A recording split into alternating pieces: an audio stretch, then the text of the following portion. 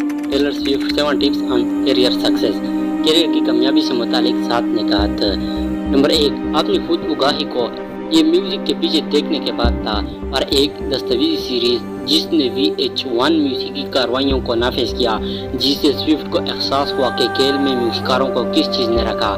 ये हमेशा ऐसे ही लगता है जैसे किसी फनकार की कमी को हमेशा चीज़ों के इम्तिजाज से मंसूब किया जाता है, लेकिन मैंने देखा कि आला अनासर खुद उगाही का नुकसान करते हैं और ख़राब फन बनाते हैं, और आमतौर पर एक दूसरे की वजह से जब आप अपनी खुद उगाही खो देते हैं तो आप सोचना शुरू कर देते हैं, मेरे आसपास की हर चीज़ में हर काम से मोहब्बत करता हूँ, मेरे पास साबित करने के लिए कुछ नहीं बचा है।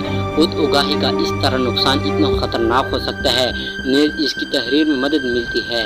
मेरे पास ऐसे दिन क्यों है जहाँ मैं वाकई सेहतमंद खुद एतमादी रखता हूँ और चीज़ें एक बहुत बड़ी जगह पर है, और फिर मेरे पास ऐसे दिन जहाँ खुद शेक करना मेरा बुनियादी जज्बात है, और ये ठीक है क्योंकि इसका मतलब है कि आप इंसान की ज़िंदगी गुजार रहे हैं। जज्बाती ज़िंदगी एक गाना लिखने वाली हैसियत से उतार चढ़ाव वाकई अहम है कि अगर आप ईमानदारी के साथ सोचते हैं कि आप ज़मीन की सबसे बड़ी चीज़ है तो आप इसके बारे में और क्या लिख रहे हैं। नंबर 2, अपने दोस्तों पर भरोसा करें। मुझे लगता है कि अपनी हकीकत को महफूज रखने की कोशिश करने में मेरे एक अहम मकसद और अपने दोस्तों के साथ गिरना है जिनके अपने करियर है और जो मुझे तौसीक या मगाशती चढ़ने या करियर की बयान की किसी मुझे ज़रूरत नहीं है। नंबर 3, तनकीद करने को तैयार रहे। मेरे दोस्तों ने अपने करियर में खुद को मुस्तहम किया है, और इसी तरह अगर वो ये समझते हैं कि मुझे पहले सिंगल की हैसियत से किसी ख़ास फ़र्द को नहीं रखना चाहिए, वो मुझे बताने जा रहे हैं ये मेरे पसंदीदे में से एक नहीं था, ने मुझे टेलर खेला है और मैं इस राय का एहतराम करने जा रहा हूँ। मेरे ख्याल में ये दोनों तरह से काम करता है। आपके साथ ईमानदार होने के आपके दोस्तों को आपकी दोस्ती पर एतमाद करना होगा, और फिर आपको ईमानदारी कबूल करने के लिए इतना शाइस्ता होना पड़ेगा।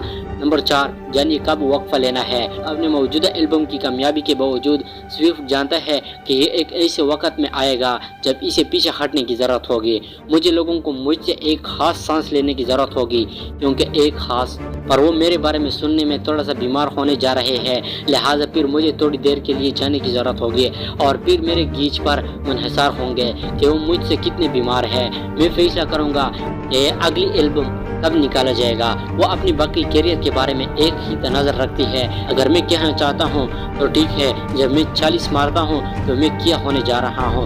मेरे पास जानने का कोई तरीका नहीं है, लेकिन मुझे उम्मीद है कि मेरी ज़िंदगी में अब भी म्यूज़िक होगी। अगर मैं आपको अपना बेहतरीन अंदाज देने जा रहा हूँ तो मैं कहता हूँ ये दूसरे लोगों को परफॉर्म करने के लिए म्यूज़िक ही पैदा करेगा, लेकिन हमेशा खुश रहने मुझे कुछ करने की ज़रूरत नहीं है। लेकिन आप कभी नहीं जानते कि क्या तब्दील हो रहा है। मैं जो कुछ करता हूँ इस पर मुबनी है कि लोग क्या चाहते हैं। हम लोगों से इल्तिजा करते हैं कि हम क्यों तफरीही बन गए हैं, लिहाजा अगर लोग नहीं चाहते हैं कि आप अब बहुत कम उम्र अफराद के लिए गाने गाते हैं, जब मैं 40 साल का हूँ तो मैं सिर्फ इसको करने नहीं जा रहा हूँ। मैं दूसरे लोगों के लिए गाने लिखवाऊँगा या मैं एक एल्बम बनाऊँगा जो उम्मीद है कि मैं अपनी ज़िंदगी के इस मुकाम पर गुजर रहा हूँ इसके बारे में। ये मेरा सिर्फ एक मकसद है कि कोशिश ना करें और कुछ ऐसा ना हो जिसमें नहीं हो।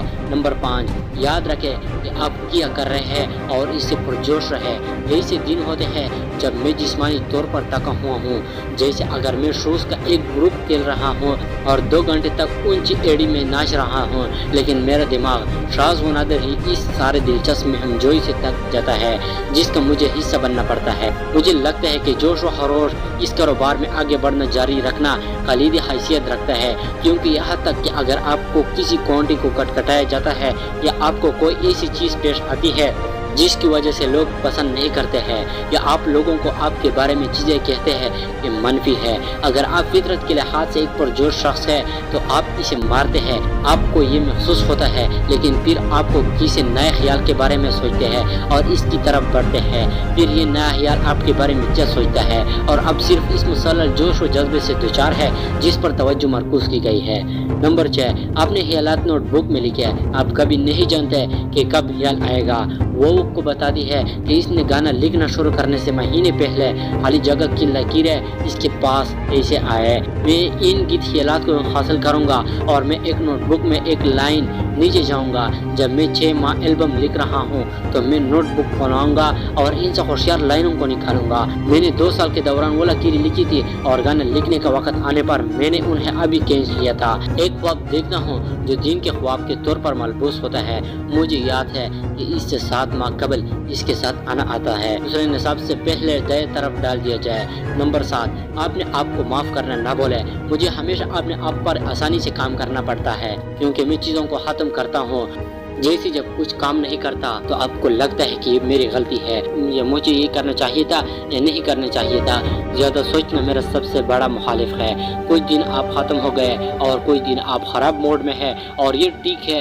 मैं अपने आप को आसानी से लेने और इस बात का एहसास करने में हाल ही में थोड़ा सा बेहतर रहा हूँ जब मैं वाकई में खुद एतमादी का कम दिन गुजार रहा हूँ कि इस वजह से कि मैंने किस तरह अवॉइड किया कि हर एक मुझसे नफरत नहीं करता है। कभी कभी आपके बेहतरीन इरादे हैं लेकिन आप गलतियाँ करते हैं।